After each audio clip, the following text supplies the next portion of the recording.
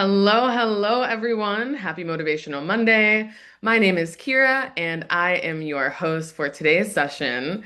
It just so happens that I'm going to be alone today. Not alone because of a technical difficulty, not alone for anything other than the fact that our guide was unable to be here today, but she did put together amazing notes. And some of you have maybe seen her before. She's done sessions with us. This is all kind of brain neuroscience on women from one of our guides, Yvette. She's one of the women that I go to often when I'm looking specifically for how do I optimize myself as a woman? And I've said this before in other sessions, especially in our Women's Wellbeing Month, that unfortunately the science has mostly been done on men when it comes to health, cognition, the way that we experience the world, the way that we explore the world, our intelligence, our emotions. When we're seeing statistics, when we're seeing science, even when we're talking about supplements or the norms in society, most of them are based off of men just because most of the science is based off of men. So, looking to women who have insight on women's minds, bodies, hormones, experiences, the way that we walk through the world is incredibly important to validate who we are and how we work because it's very easy to look at how men are walking throughout the world and be like, oh my gosh, why am I not like them? Why do I need to sleep more? Why am I more stressed? Why does my body not agree with me in certain situations? And it's because we are biologically different. Of course, we're all humans. Of course, we all have greatness in each of us, but there are differences in us. So, the information from today comes from all of that, and I'm so excited to have you all here today having this conversation and learning a little bit more.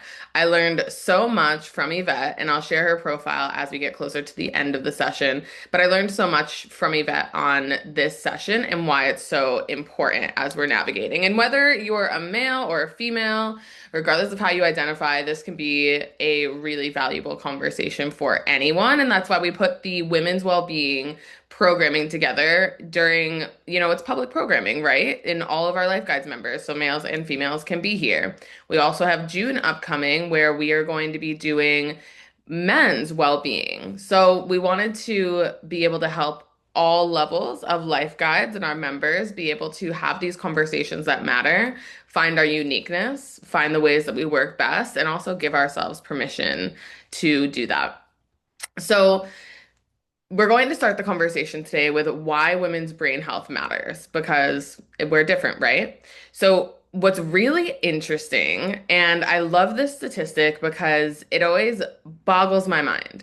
Your brain is the most energy hungry organ that you have, which is why sleep, nutrition, and stress management matter so much. Today's session is a session specifically on how to improve your brain health. So, we're going to talk about some of the way the brain works, how we can start to notice the differences. And then at the end, we'll work on some 6 basic tools that you can develop in your life to help you manage and improve your brain health. So your brain is the most energy hungry organ that you have, but it only makes up 2% of your body mass. But while it only takes up 2% of your body mass, it actually uses 20% of your energy. What's really fascinating about that as well is that the brain doesn't shut off ever at all. And we will be talking about sleep at the end of this session, specifically when it comes to brain health, because sleep and hydration, we talked about it in January, are 2 of the most important things that you can do for your health. Overall, no questions asked. When you are sleeping, your brain is cleaning itself out. Your brain is storing memories. So if you're the type of person, you can drop 111 in the chat if you're the type of person who has memory issues. Some of that comes from not sleeping well. Because if you're not getting sleep, you're not storing the memories in your brain. And what's very interesting, the difference between men and women, is that women need usually anywhere between like 8.5 to 10 hours of sleep every night to optimize their brain. When your brain is not optimized, you're typically more emotional, you typically eat more, you're typically more erratic, more irrational. All of those things come simply from not sleep. So sometimes we think that these are traits that we have where we're like, oh my gosh, I'm so irrational. Or we go through a season of our life where maybe we're not getting enough sleep and we're not hydrating and we're not taking care of ourselves well. And we're like, why is life harder? Why am I not the same woman or man that I used to be? Why am I struggling so hard? And we tend to personalize it and be like, oh my gosh, there's something wrong with me. Yeah, maybe the thing that's wrong with you is that you're not prioritizing your sleep. And maybe that's the only thing that's wrong with you instead of thinking that you are inherently problematic. And yeah, we have a bunch of people saying in the chat that they struggle with sleep, right? So it's real. These are real conversations. These are real things that we experience on a daily basis. And that's why I love the work that Life Guides does. Because instead of you all thinking like, oh my God, I'm the problem, I'm just going to walk through my life being a problem for the rest of my life, we're going to give you realistic solutions on how to manage that, how to grow through it, and how to see that you truly are the creator of the life that you live. You are. Sherry goes, I'm the problem. I felt that. Right? We think that we're the problem, and no, maybe the problem is that we don't have enough knowledge. And maybe also the problem is that we're still learning how to implement this knowledge and still learning how to get the support. That's why Life Guides is such a great tool and resource. I was $30,000 in debt. I felt like I was the problem with money. But the real problem was that I didn't know. I didn't have the knowledge. Once I had a guide that I talked to every single week about managing my money, understanding the mental capacity of money, understanding the way it works, how it works in the world, I was able to get out of debt. I'm completely debt free now, and I've got no intention of going back into debt because now I have the knowledge. So that's where support and guidance comes in, and that's where Life Guides gets to play a role even deeper than these public conversations that we have with you. Because we want you to have those private conversations where you can be like, this is what I'm experiencing. This is the stress in my life. These are the things that are making me feel miserable, or these are the things that I just don't know. But this right here, what I do now is where I want to go and who I want to become. So, brain health is key to increasing neurogenesis. We're going to have some sciencey words in this, but I will break most of them down if they matter for understanding the topic. So, no stress. Remember, we're taking all of this information from one of our neuroscientist guides and making it simplified and easy for us all to understand. So, neurogenesis is when your neurons are used for rewiring the brain. Now, a neuron is basically an energy and information pathway in the brain. So, your brain health is key for increasing that rewiring of your brain. So, if currently you're not getting enough sleep, or you're stressed, or you're realizing that you're a significant people pleaser and you don't take care of yourself, but you take care of everyone else, it's going to be incredibly important to focus on your brain health to begin to shift yourself into a new state of existence, a new state of mental awareness, a new state of operating more optimally in your life.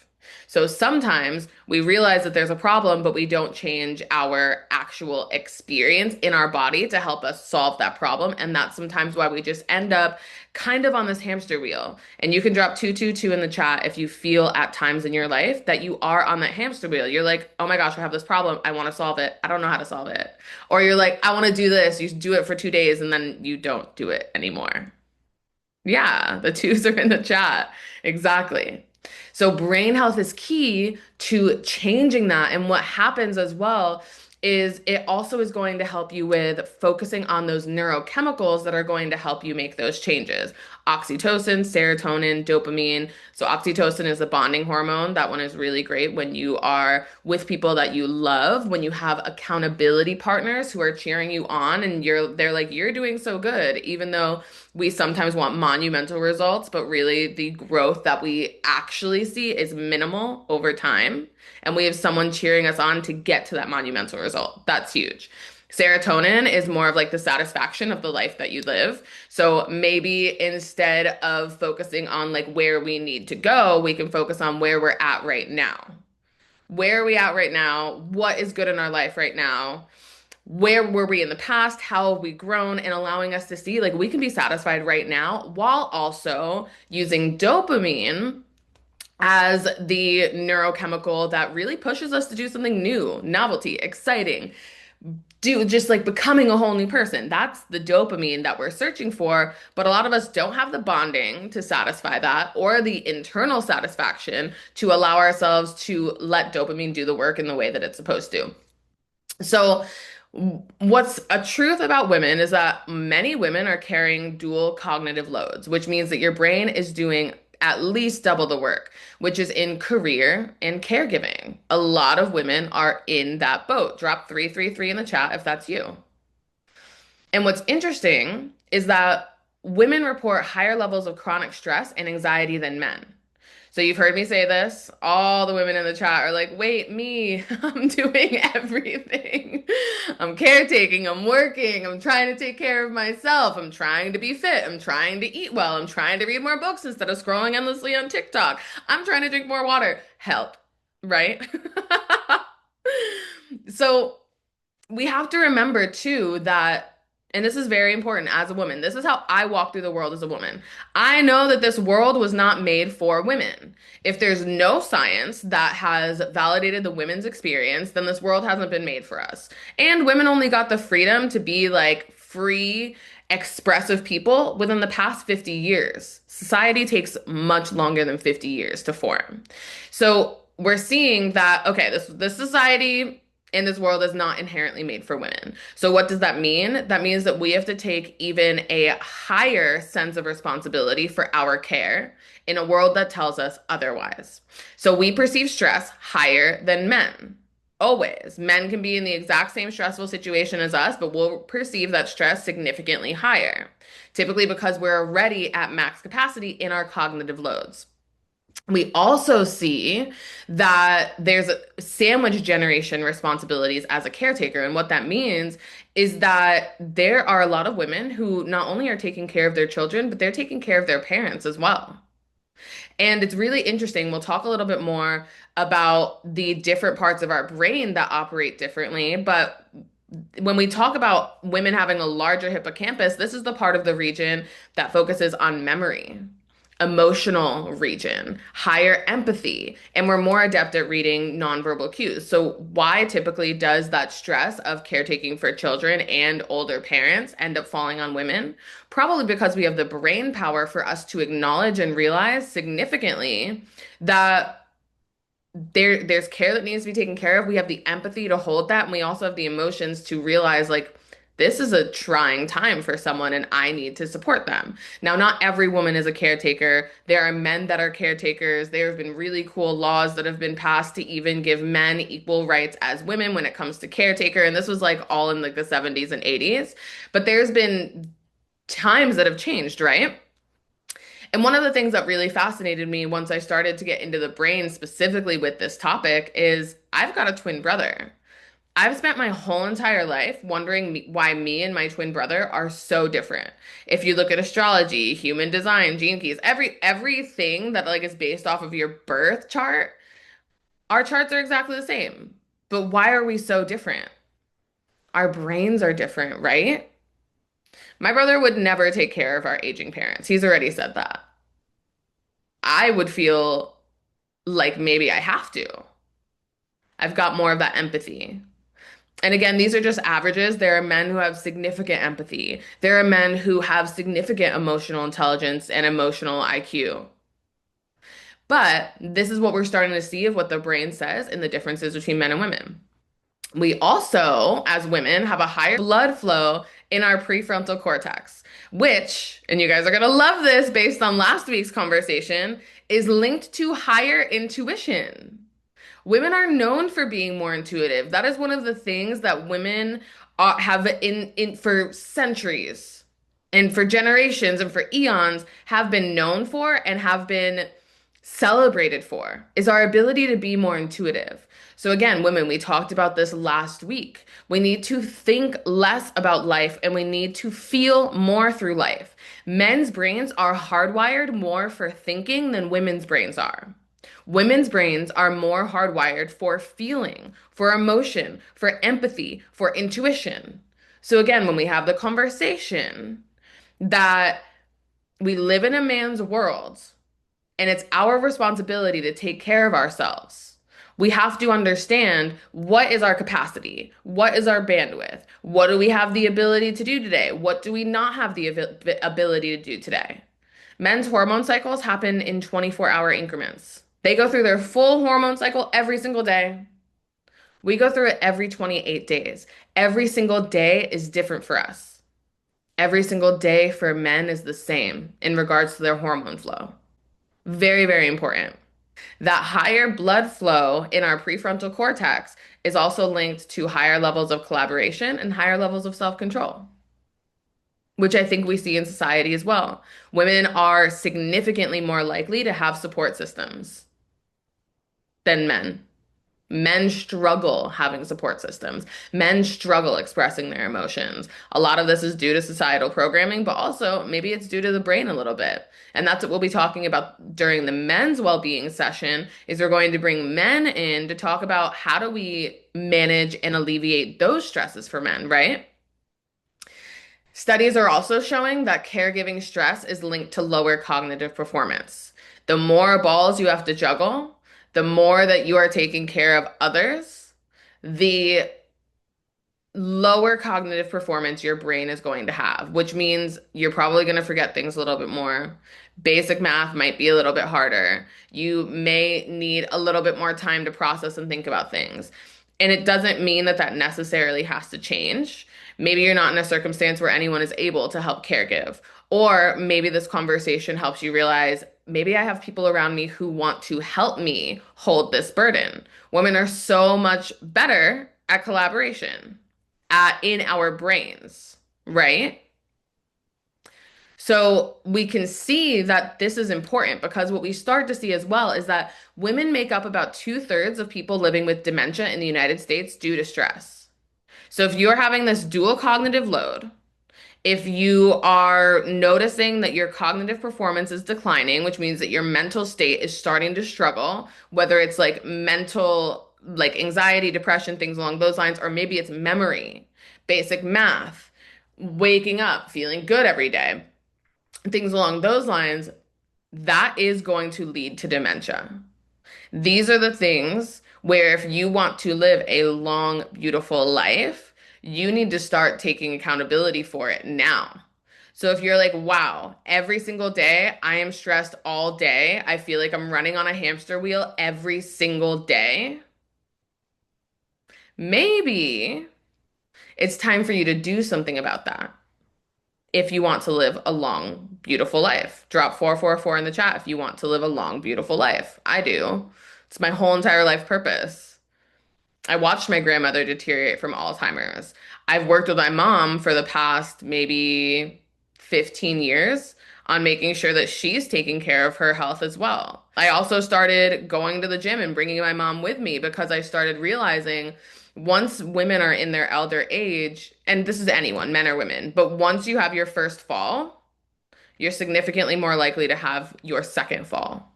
And once that happens, your cognitive decline is so incredibly significant. So one of the things to think about when you realize you want to live a long life is also working out isn't just for looking good. Working out is also for health and longevity.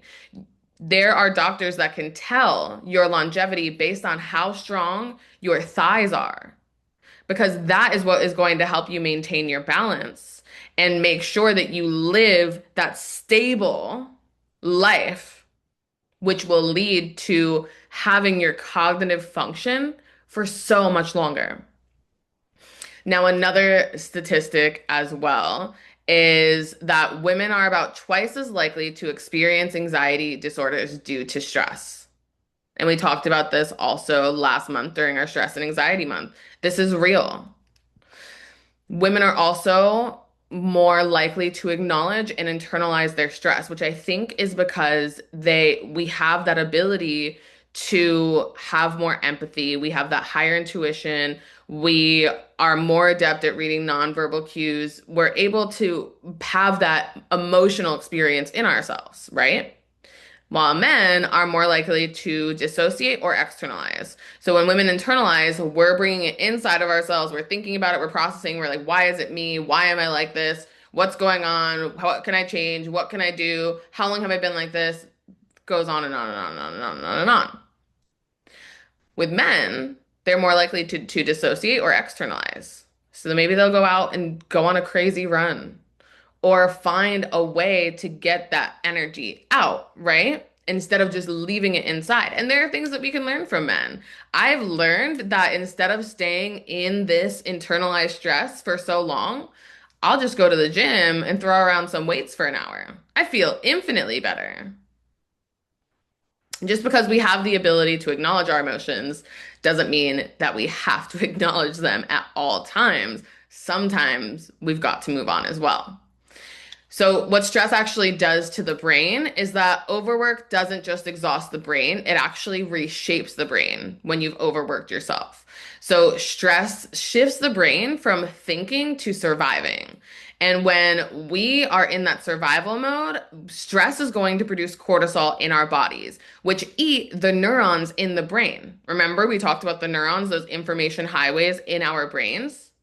Your stress will produce cortisol that eats them. That's not good.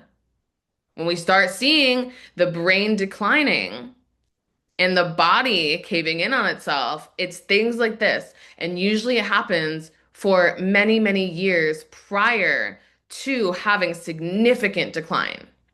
It also shrinks the hippocampus, which we just talked about, which is where learning and memory happens, a little bit more of that, those nonverbal cues that we can notice, things along those lines, which makes sense. When I'm stressed, I can't always notice how other people feel around me. I'm very much in like my own Kira box. I can't see outside of myself. It also suppresses the prefrontal cortex stress, which is our logic, our decision making, our emotional regulation. So if we're struggling to be logic, if we're struggling to make decisions, if we're struggling to regulate our emotions, that is suppressing our natural prefrontal cortex's need to do that. And it means that you're stressed. Even though stress is normalized, the level of the stress that we live with in America, male, female, doesn't matter your age, your gender, your biological sex, all of us are way too stressed out. And we can't live like this. Your amygdala is hyperactivated as well. So your amygdala is basically the place in your brain that increases threat detection. It promotes rumination and it also has a bias towards negative memories. Our brain typically thinks one positive thought for every seven negative thoughts. Our brain is hardwired to think more negative things because it's always thinking about, okay, how do I survive? We're not necessarily wild animals anymore. We're not in high states of stress. And your amygdala, if we were out in the wild, is really mostly supposed to be activated in those high states of stress. When we're in our fight or flight, and when we're like, oh my God, there's an animal coming at me. I need to run. I need to figure out a solution. But we live in that state of stress at all times in the society that we currently live in. It's not normal. It's supposed to be at certain and specific times, not a baseline for the lives that we live. So there are brain protective habits. We're going to talk about 6 of them. So the good news in all of this, everything that we've been talking about, is that your brain can regenerate and rewire itself. There is a science known as neuroplasticity, which is where your brain is malleable. And that's why people change and evolve over time. That's why once I started doing yoga and meditation and breath work, I started becoming more of an easeful, peaceful person. I used to be a really angry person. I used to not hug people. I used to be angry. No. Now I'm an entirely different person because my brain rewrote itself over patterns and habit repetition. So your brain is constantly rewiring based on how you live. Your brain grows neurons, those information pathways, forms new connections, and strengthens existing networks. So if you're building a new version of yourself, it's going to be hard at first, but over time, it will get much easier. So sleep is the most powerful brain reset. It's the brain's nightly repair process. The brain needs at least 7 hours of solid sleep, especially to detox. And this is where it consolidates memory, restores dopamine receptors, and supports those actual neurons coming together. So just one night of poor sleep can reduce attention and cognitive performance equivalent to aging the brain several years. So if you're regularly not sleeping well, your cognitive performance is significantly declined. It does not mean that your brain has aged several years, but your brain is acting as if it is 7 years older. Sleep deprivation increases cortisol, um, and emotional reactivity. It also increases plaque accumulation on the brain, which plaque accumulation is what leads to dementia and Alzheimer's. Chronic sleep deprivation increases the risk of cognitive decline, mood disorders, and poor attention. 7 hours is not enough for me. 7.5 hours isn't enough for me. 8 hours is okay. 8.5 hours is relatively good. 9 hours is like perfect for me. Start testing it out. If you're waking up not feeling good, try to get more sleep. Please try to get more sleep. Exercise is one of the most powerful brain aging interventions, as we talked about. It improves memory, it boosts serotonin and dopamine. The best activities are brisk walking, dancing, aerobics, cycling, and strength training. And if you're not working out, it increases the cognitive decline, which leads to laziness, sitting around, sleeping too much, and inactivity. So if those are characteristics that you are realizing are normal in your life, lazy, sitting around, sleeping too much, or inactivity, it's time to get some movement into your life. Mental pauses are so good to reset the brain. Taking short breaks restores our attention networks. Female science shows that women can only like really, really focus and get things done for about 90 minutes at a time. And then we need a break. So we need these mental pauses to restore our attention, to reduce cortisol, and also improve creative problem solving. If you're struggling to solve problems, take a break. It's okay. And without those breaks, our attention drops, our cortisol rises, and our mistakes increase. So we're not being more productive if we're working more without breaks. We're actually being less productive. So you can close your eyes for 30 to 60 seconds. You can deep breathe, you can stretch, you can step outside in nature or walk for 5 to 10 minutes. I would suggest maybe start your breaks around like 5 to 10 minutes. For me, I love a good like 30 minutes where my brain can fully let go of anything that I've been doing. Novelty is so good for your brain. So it stimulates dopamine, like we talked about in the beginning. And your brain actually thrives on curiosity. So learning a new language is so good. Trying a new hobby, traveling, learning a new skill, rearranging the room, taking new routes, or exploring new areas, so good for your brain. Same routines and habits, being a couch potato and too much screen time shrinks the brain by about 2% over time. Okay, I've got two more to go and then we're done, which is going to be perfect in timing. So for social connection, it is really important. It's literally biological medicine for the brain. We are social creatures and the brain needs connection to thrive. Strong relationships release oxytocin, reduce stress, and increase emotional regulation. Loneliness increases dementia risk, higher inflammation, and higher cortisol. It's time for us to get out and connect and meet more people. And then good nutrition. Every meal is either feeding your brain or stressing it. What we eat directly influences those neurotransmitters that are passing information through our brain, telling us what we're doing, how we're feeling, which chemicals to release.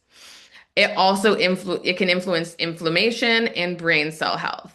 So the brain consumes about 20% of the body's total energy, even though 2% of it, your brain only makes up 2% of the body weight. A rich diet in whole grains, fruits, vegetables, nuts, fruit, fish, seeds, grass-fed meats, eggs, dairy, and cheese from cows and chickens in the natural environment.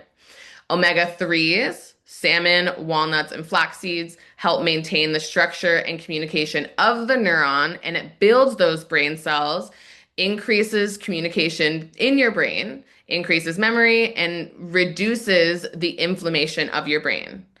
Antioxidants like berries, leafy greens, and colorful vegetables protect the vulnerable brain regions. And a poor diet, junk food, fast food, GMO corn, too much omega-6 can increase blood inflammation, brain inflammation, oxidative stress, and unstable blood sugar. So In closing, I know we're right at the top of the hour. If stress today can affect your brain 20 years from now, what daily habits are you doing that might protect it? Your brain isn't fixed. It can grow over time, and you can make positive change that affects your life for the rest of your life to come. So thank you so much for being here for our Women's Wellbeing Week on today's session on really how to improve our brain health and take this to the next level as women. There's a survey that pops up at the end. Please fill it out. If you have not utilized Life Guides before for a private session, you can go to app.lifeguides.com to learn more about what we do, schedule a call with a guide, and start diving into your personalized action plan to become the wonderful woman that you were literally created to be. Thank you all so much for being here, and we will see you next week talking about women in leadership. Talk soon, everyone. Enjoy your week. Bye.